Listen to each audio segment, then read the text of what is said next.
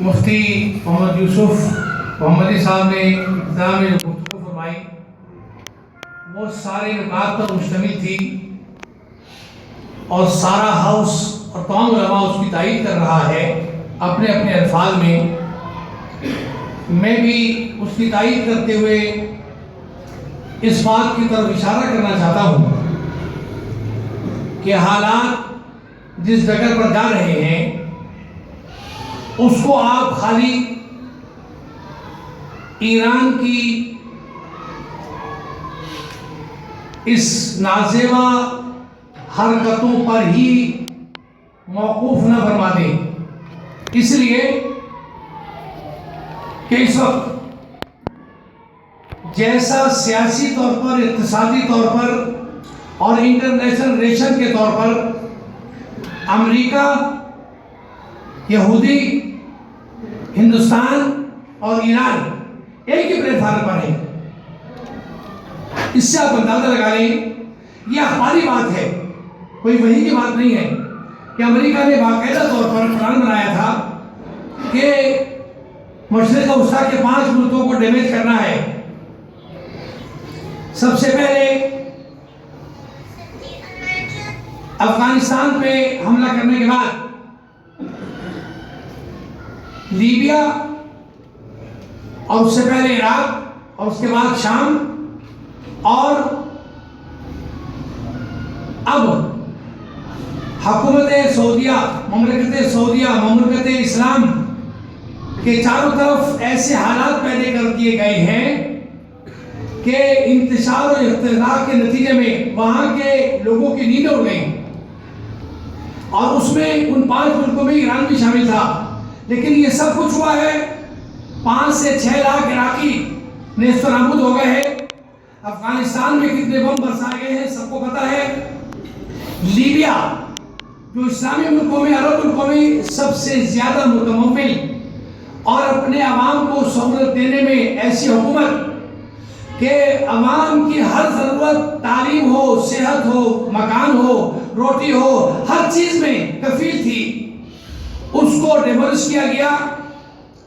اور ایران کی جب باری آئی تو خالی دھمکیوں پر اتفاق کیا گیا اور اس کا ایک بات بھی بیگا نہیں کیا گیا. یہ سب کے سامنے ہے. اور آج جیسا کہ علماء کرام نے اشارہ فرمایا، کھل کر ایران، امریکہ اور یہودی اور ہندوستان مسلمانوں کے دشمنی میں اتنا زیادہ آگے بڑھ گیا ہے کہ آپ خالی ایران کو نہیں لیں. ایران تو ایک معمولہ ہے کہ اسے آگے بڑھایا جا رہا ہے، لیکن حقیقت میں یہ ساری کارستانیاں امریکہ کی ہیں جو اسلام دشمنی پر مبنی ہے. اور بلا شبہ ہم نے بڑے مارکے کے لیے ان سب دشمنوں کو اپنے سامنے رکھنا ہے اور اس کے لیے تیاری بھی کرنی ہے. میں سمجھتا ہوں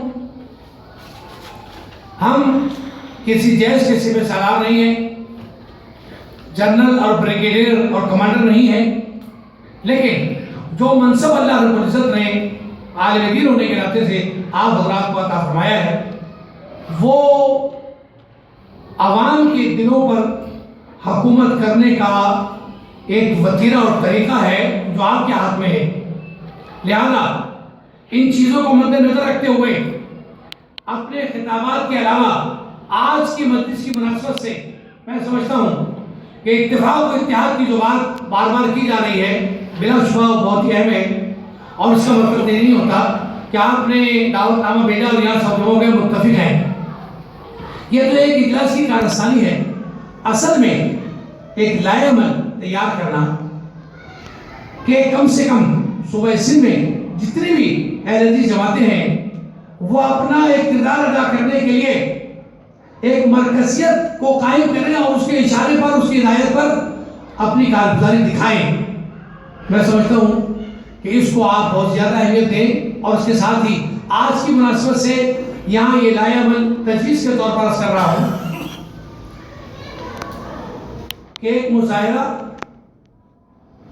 اور ایک ریلی اور ایک پی سی او،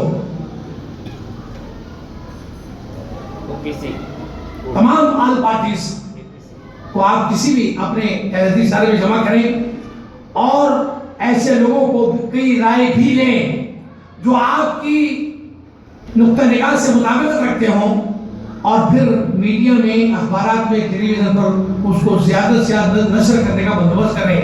اور بلا شبہ آج کے دور میں کوئی بھی کام بغیر پیسے کے نہیں ہوتا، اس کے لیے بھی آپ تھوڑی سی سوچ اور فکر کر رہے ہیں کہ اس کام کو کرنے کے لیے کہ ہماری آواز خالی مدرسہ عثمان بن غنی کے اندر ہی نہ گونجتی رہے، جامع ستاریہ، جامع بکر، جامع الاسلام فلاں میں نہ گھومتی پھرتے رہے، بلکہ پہلے صوبہ سندھ اور پھر پورے پاکستان میں اس کی صدا سنی جائے۔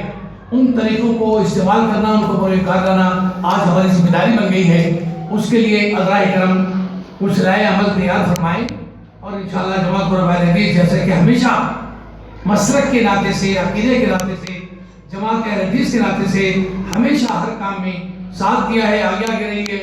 اللہ نے چاہا تو وہ اپنی تمام ذمہ داری نبھائے گی، اور اللہ رب العزت ہمیں اخلاص کے ساتھ ایک دوسرے کا ساتھ دینے کی توفیق عطا فرما دے۔